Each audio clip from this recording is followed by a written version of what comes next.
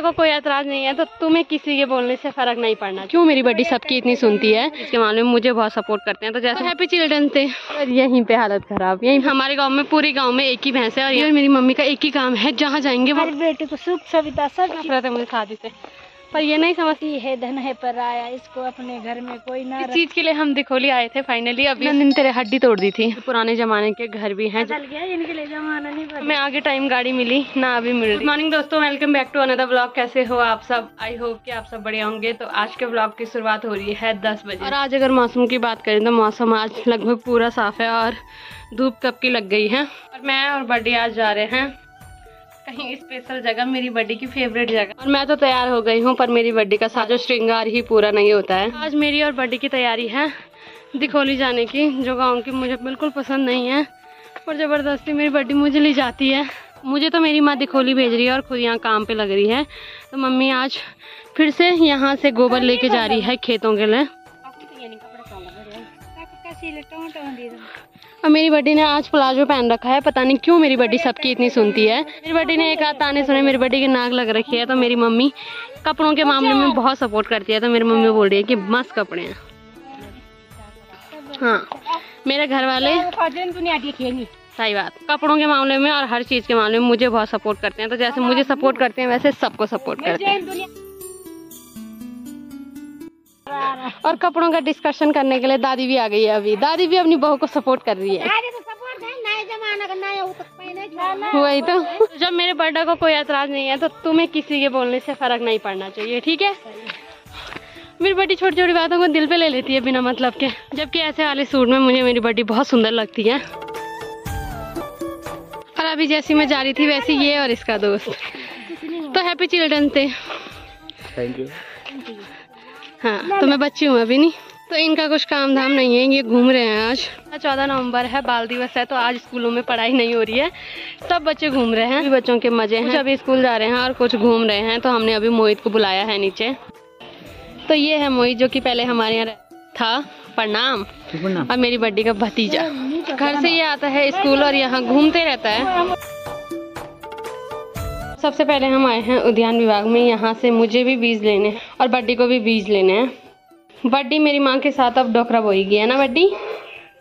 जिस हिसाब से सारी लेवल उस हिसाब से तो कुछ करने का मन नहीं कर रहा है। मेरा मन आज कहीं जाने का नहीं था, पर जबरदस्ती मेरी बड्डी मुझे ले जा रही है, जबकि मेरी तबीयत भी खराब हो रही है। ऐसे बीज लेने के बाद मैंने अपनी बड्डी को बोला था कि मैं पैदल नहीं जाऊंगी, और पैदल ले जा रही मुझे।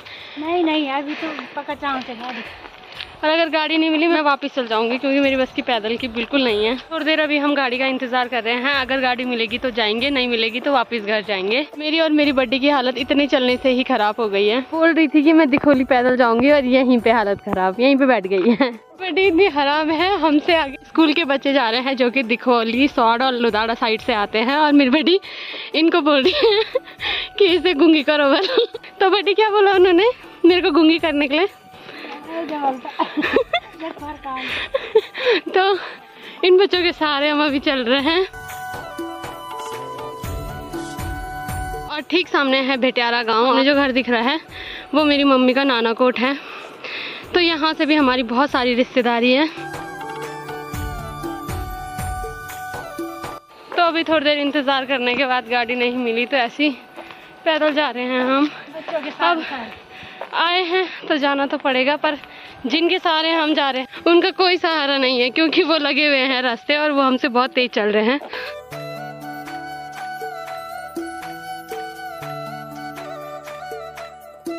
तो फाइनली अभी हम पहुंच गए हैं दिखोली बैंड पे, और यहाँ से ठीक ऊपर जाता है रास्ता दिखोली गांव का। तो थोड़ी देर इंतजार करने के बाद हमें गाड़ी मिल गई थी। इधर साइड भी बहुत सारे लोगों ने सेब की खेती करी है, और यहाँ से अब हमें पैदल जाना है दिखोली गांव में।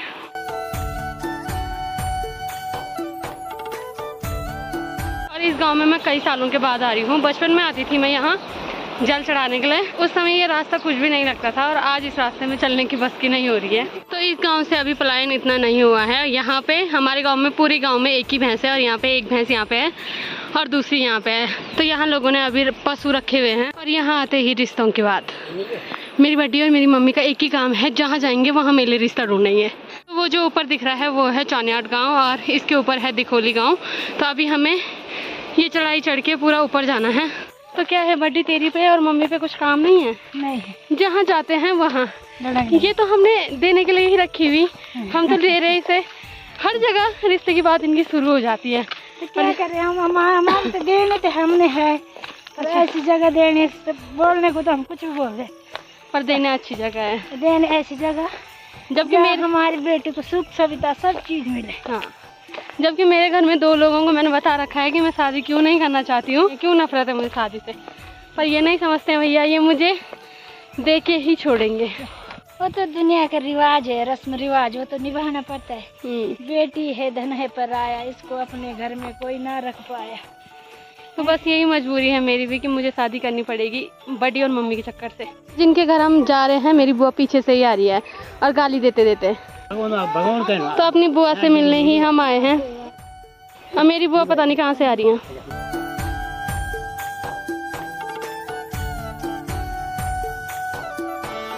ये है दिखोली गांव, और कुछ नहीं, हम गए कहाँ? ठीक सामने है मेरी बुआ का घर। यही हमारी नन्नी है, तो नन्नी को मिलने ही हम आ रखे हैं। तो बचपन में जब मैं यहाँ आती थी तो मेरी बुआ का घर ये था, और अब मेरी बुआ लोगों ने नया घर बना दिया है।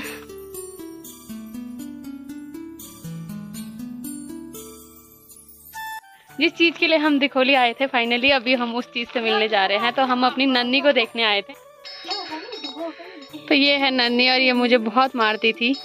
तो 1 साल के बाद हम अपनी नन्नी से मिल रहे हैं, और मेरा और इसका तो 36 का आंकड़ा पहले से ही रहता है। तो अभी मेरी बुआ खाना बना रही है, और उसके लिए मेरी बड़ी यहाँ पे सब्जी छिल रही है, और यहाँ भी मीठी करेले की सब्जी।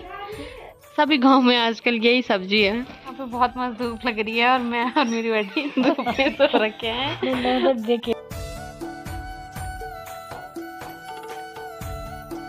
कई दिनों के बाद फाइनली आज शेरू भी दिख गया है, और शेरू भी आज ऊपर हमें मिला, और जैसे इसने मेरी आवाज सुनी तो मेरे ही साथ मेरे ही घर जा रहा है। मेरी मम्मी ने अभी यहाँ पे मेथी वो दी है, और हम सीधे यहीं आए। और मेरी मम्मी की दिखोली में इतनी रिश्तेदारी है, मेरी माँ के पता नहीं कितने रिश्तेदार मुझे मिले आज। मम्मी के लिए हम अभी मोमोज लेके आए हैं, और जो हम वहाँ से लेके आए हैं, मेरी मम्मी की बहन और मेरी बुआ ने मेरी मम्मी के लिए सामान भेजा था, तो वो भी हमने खोल दिया है। तो ये मोमोज अभी मेरी मम्मी ही बांटेगी। अभी इन्होंने मोमोज हिस्से लगा दिए हैं, अब हम यहाँ पे बैठ के मोमोज खा रहे हैं। मेरी माँ ने हमारे लिए चाय भी बना दी है, और थोड़ी देर बैठने के बाद अभी मम्मी और बड्डी चले गए हैं घूमने के लिए। जैसे मैं दिखोली से आई वैसे मैं सो गई थी, क्योंकि कल से मेरी तबीयत खराब है और अभी उठ रही हूँ मैं। तो आज के ब्लॉग को रखते हैं इतना ही। अगर आपको वीडियो पसंद आई है तो वीडियो को लाइक करें, कमेंट करें और चैनल को सब्सक्राइब करें। मैं ललिता भोगड़ा मिलती हूँ आपको अपने नेक्स्ट ब्लॉग में, तब तक के लिए जय माता।